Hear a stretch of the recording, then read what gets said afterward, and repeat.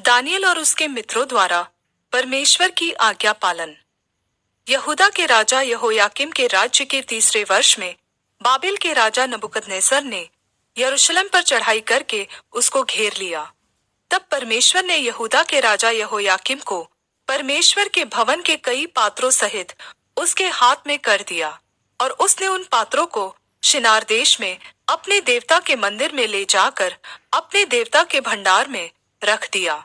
तब उस राजा ने अपने खोजों के प्रधान अश्पनज को आज्ञा दी कि इस्राएली राजपुत्रों और प्रतिष्ठित पुरुषों में से ऐसे कई जवानों को ला, जो निर्दोष, सुंदर और सब प्रकार की बुद्धि में प्रवीण और ज्ञान में निपुण और विद्वान और राजभवन में हाजिर रहने के योग्य हों, और उन्हें कसदियों के शास्त्र और भाषा की शिक्षा दे। और राजा ने आज्ञा दी कि उसके भोजन और पीने के दाखमधु में से उन्हें प्रतिदिन खाने पीने को दिया जाए। इस प्रकार 3 वर्ष तक उनका पालन पोषण होता रहे। तब उसके बाद वे राजा के सामने हाजिर किए जाए। उनमें यहूदा की संतान से चुने हुए दानियल, हनन्याह, मिशाएल और अजर्या नामक यहूदी थे। और खोजों के प्रधान ने उनके दूसरे नाम रखे, अर्थात दानियल का नाम उसने बेलतशस्सर, हनन्याह का शद्रक, मिशाएल का मेशक और अजर्या का नाम अबेदनगो रखा। परंतु दानियल ने अपने मन में ठान लिया कि वह राजा का भोजन खाकर और उसका दाखमधु पीकर स्वयं को अपवित्र न होने देगा। इसलिए उसने खोजों के प्रधान से विनती की कि उसे अपवित्र न होने दे। परमेश्वर ने खोजों के प्रधान के मन में दानियल के प्रति कृपा और दया भर दी, और खोजों के प्रधान ने दानियल से कहा, मैं अपने स्वामी राजा से डरता हूँ, क्योंकि तुम्हारा खाना पीना उसी ने ठहराया है। कहीं ऐसा न हो कि वह तेरा मुंह तेरे संगी जवानों से उतरा हुआ और उदास देखे, और तुम मेरा सिर राजा के सामने जोखिम में डालो। तब दानियल ने उस मुखिए से, जिसको खोजों के प्रधान ने दानियल, हनन्याह, मिशाएल और अजर्या के ऊपर देखभाल करने के लिए नियुक्त किया था, कहा, मैं तुझसे विनती करता हूँ, अपने दासों को 10 दिन तक जांच। हमारे खाने के लिए साग पात और पीने के लिए पानी ही दिया जाए। फिर 10 दिन के बाद हमारे मुंह और जो जवान राजा का भोजन खाते हैं उनके मुंह को देख, और जैसा तुझे देख पड़े उसी के अनुसार अपने दासों से व्यवहार करना। उनकी यह विनती उसने मान ली, और 10 दिन तक उनको जांचता रहा।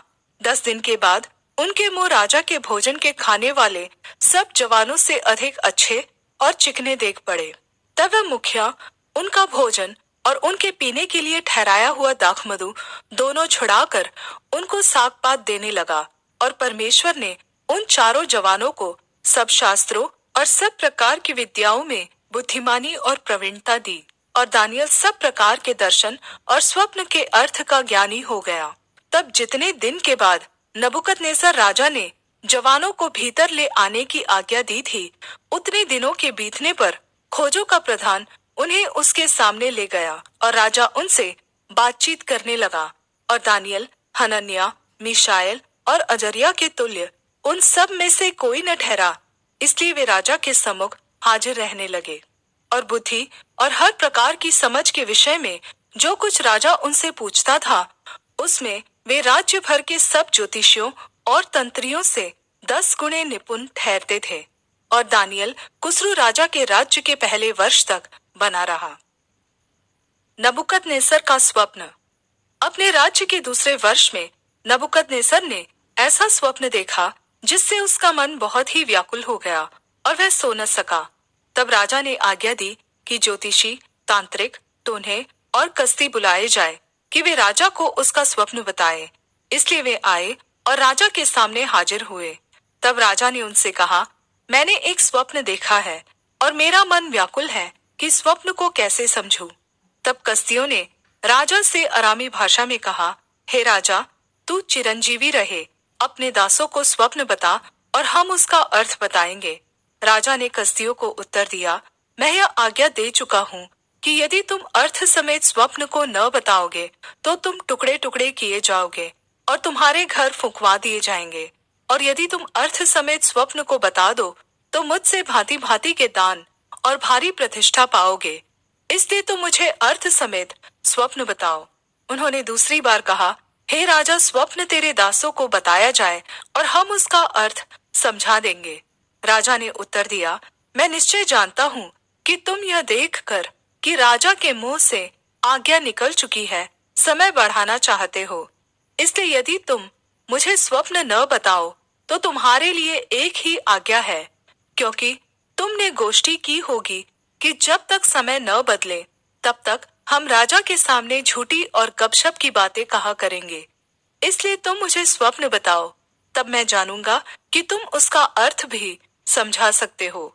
कसदियों ने राजा से कहा, पृथ्वी भर में ऐसा कोई मनुष्य नहीं जो राजा के मन की बात बता सके, और न कोई ऐसा राजा या प्रधान या हाकिम कभी हुआ है जिसने किसी ज्योतिषी या तांत्रिक या कसदी से ऐसी बात पूछी हो। जो बात राजा पूछता है वह अनोखी है, और देवताओं को छोड़कर जिनका निवास मनुष्यों के संग नहीं है और कोई दूसरा नहीं जो राजा को यह बता सके। इस पर राजा ने झुंझलाकर और बहुत ही क्रोधित होकर बाबेल के सब पंडितों के नाश करने की आज्ञा दे दी। अतः यह आज्ञा निकली और पंडित लोगों का घात होने पर था, और लोग दानियल और उसके संगियों को ढूंढ रहे थे कि वे भी घात किए जाए। परमेश्वर द्वारा नबुकदनेस्सर के स्वप्न का प्रगटीकरण। तब दानियल ने अंगरक्षकों के प्रधान अर्योक से, जो बाबेल के पंडितों को घात करने के लिए निकला था, सोच विचार कर और बुद्धिमानी के साथ कहा, और राजा के हाकिम अर्योक से पूछने लगा, यह आज्ञा राजा की ओर से ऐसी उतावली के साथ क्यों निकली? तब अर्योक ने दानियल को इसका भेद बता दिया, और दानियल ने भीतर जाकर राजा से विनती की कि उसके लिए कोई समय ठहराया जाए, तो वह महाराज को स्वप्न का अर्थ बता देगा। तब दानियल ने अपने घर जाकर अपने संगी हनन्याह, मीशाएल और अजर्याह को यह हाल बताकर कहा, इस भेद के विषय में स्वर्ग के परमेश्वर की दया के लिए यह कहकर प्रार्थना करो कि बाबेल के और सब पंडितों के संग दानियल और उसके संगी भी नाश न किए जाए। तब वह भेद दानियल को रात के समय दर्शन के द्वारा प्रकट किया गया। तब दानियल ने स्वर्ग के परमेश्वर का यह कहकर धन्यवाद किया, परमेश्वर का नाम युगानुयुग धन्य है, क्योंकि बुद्धि और पराक्रम उसी के हैं। समयों और ऋतुओं को वही पलटता है, राजाओं का अस्त और उदय भी वही करता है। बुद्धिमानों को बुद्धि और समझ वालों को समझ भी वही देता है। वही गूढ़ और गुप्त बातों को प्रकट करता है।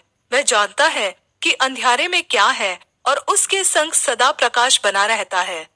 हे मेरे पूर्वजों के परमेश्वर, मैं तेरा धन्यवाद और स्तुति करता हूँ, क्योंकि तूने मुझे बुद्धि और शक्ति दी है, और जिस भेद का खुलना हम लोगों ने तुझसे मांगा था उसे तूने मुझ पर प्रकट किया है। तूने हमको राजा की बात बताई है। दानियल द्वारा स्वप्न का अर्थ बताना। तब दानियल ने अर्योक के पास, जिसे राजा ने बाबेल के पंडितों के नाश करने के लिए ठहराया था, भीतर जाकर कहा, बाबेल के पंडितों का नाश न कर, मुझे राजा के सम्मुख भीतर ले चल, मैं अर्थ बताऊंगा। तब अर्योक ने दानियल को राजा के सम्मुख शीघ्र भीतर ले जाकर उससे कहा, यहूदी बंधुओं में से एक पुरुष मुझको मिला है जो राजा को स्वप्न का अर्थ बताएगा। राजा ने दानियल से, जिसका नाम बेलतशस्सर भी था, पूछा, क्या तुझ में इतनी शक्ति है कि जो स्वप्न मैंने देखा है उसे अर्थ समेत मुझे बताए?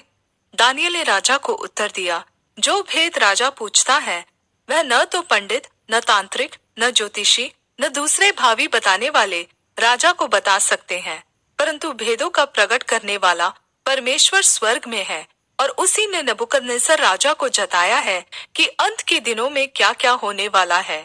तेरा स्वप्न और जो कुछ तूने पलंग पर पड़े हुए देखा वह यह है, हे राजा, जब तुझको पलंग पर यह विचार आया कि भविष्य में क्या क्या होने वाला है, तब भेदों को खोलने वाले ने तुझको बताया कि क्या क्या होने वाला है।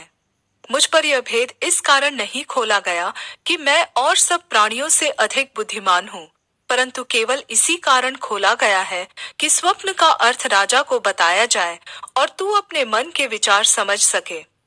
हे राजा, जब तू देख रहा था तब एक बड़ी मूर्ति देख पड़ी, और वह मूर्ति जो तेरे सामने खड़ी थी वह लंबी चौड़ी थी। उसकी चमक अनुपम थी और उसका रूप भयंकर था। उस मूर्ति का सिर तो शुद्ध सोने का था, उसकी छाती और भुजाएं चांदी की, उसका पेट और जांघें पीतल की, उसकी टांगे लोहे की और उसके पांव कुछ तो लोहे के और कुछ मिट्टी के थे। फिर देखते देखते तूने क्या देखा कि एक पत्थर ने बिना किसी के खोदे आप ही आप उखड़कर उस मूर्ति के पांव पर लगकर जो लोहे और मिट्टी के थे उनको चूर चूर कर डाला। तब लोहा, मिट्टी, पीतल, चांदी और सोना भी सब चूर चूर हो गए और धूप काल में खलिहानों के भूसे के समान हवा से ऐसे उड़ गए कि उनका कहीं पता न रहा। और वह पत्थर जो मूर्ति पर लगा था वह बड़ा पहाड़ बनकर सारी पृथ्वी में फैल गया।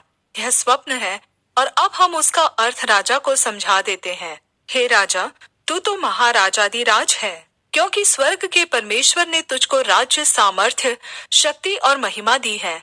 और जहाँ कहीं मनुष्य पाए जाते हैं वहां उसने उन सभी को और मैदान के जीव जंतु और आकाश के पक्षी भी तेरे वश में कर दिए हैं और तुझको उन सब का अधिकारी ठहराया है। यह सोने का सिर तू ही है। तेरे बाद एक राज्य और उदय होगा जो तुझसे छोटा होगा। फिर एक और तीसरा पीतल का सा राज्य होगा जिसमें सारी पृथ्वी आ जाएगी। और चौथा राज्य लोहे के तुल्य मजबूत होगा। लोहे से तो सब वस्तुएं चूर चूर हो जाती और पिस जाती है, इसलिए जिस भांति लोहे से वे सब कुचली जाती है उसी भांति उस चौथे राज्य से सब कुछ चूर चूर होकर पिस जाएगा। और तूने जो मूर्ति के पांव और उनकी उंगलियों को देखा, जो कुछ कुम्हार की मिट्टी की और कुछ लोहे की थी, इससे वह चौथा राज्य बटा हुआ होगा, तो भी उसमें लोहे का सा कड़ापन रहेगा, जैसे कि तूने कुम्हार की मिट्टी के संग लोहा भी मिला हुआ देखा था। और जैसे पांवों की उंगलियां कुछ तो लोहे की और कुछ मिट्टी की थी, इसका अर्थ यह है कि वह राज्य कुछ तो दृढ़ और कुछ निर्बल होगा। और तूने जो लोहे को कुम्हार की मिट्टी के संग मिला हुआ देखा, इसका अर्थ यह है कि उस राज्य के लोग एक दूसरे मनुष्यों से मिले जुले तो रहेंगे, परंतु जैसे लोहा मिट्टी के साथ मेल नहीं खाता, वैसे ही वे भी एक न बने रहेंगे। और उन राजाओं के दिनों में स्वर्ग का परमेश्वर एक ऐसा राज्य उदय करेगा जो अनंत काल तक न टूटेगा और न वह किसी दूसरी जाति के हाथ में किया जाएगा, वरन वह उन सब राज्यों को चूर चूर करेगा और उनका अंत कर डालेगा और वह सदा स्थिर रहेगा। जैसा तूने देखा कि एक पत्थर किसी के हाथ के बिन खोदे पहाड़ में से उखड़ा और उसने लोहे, पीतल, मिट्टी, चांदी और सोने को चूर चूर किया, इसी रीति महान परमेश्वर ने राजा को जताया है कि इसके बाद क्या क्या होने वाला है। न स्वप्न में और न उसके अर्थ में कुछ संदेह है। इतना सुनकर नबूकदनेस्सर राजा ने मुंह के बल गिरकर दानियल को दंडवत किया और आज्ञा दी कि उसको भेंट चढ़ाओ और उसके सामने सुगंध वस्तु जलाओ। फिर राजा ने दानियल से कहा, सच तो यह है कि तुम लोगों का परमेश्वर, सब ईश्वरों का परमेश्वर, राजाओं का राजा और भेदों का खोलने वाला है, इसलिए तू यह भेद प्रकट कर पाया। दानियल और उसके मित्रों की पद वृद्धि। तब राजा ने दानियल का पद बड़ा किया और उसको बहुत से बड़े बड़े दान दिए और यह आज्ञा दी कि वह बाबेल के सारे प्रांत पर हाकिम और बाबेल के सब पंडितों पर मुख्य प्रधान बने। तब दानियल के विनती करने से राजा ने शद्रक, मेशक और अबेदनगो को बाबेल के प्रांत के कार्य के ऊपर नियुक्त कर दिया, परंतु दानियल आप ही राजा के दरबार में रहा करता था।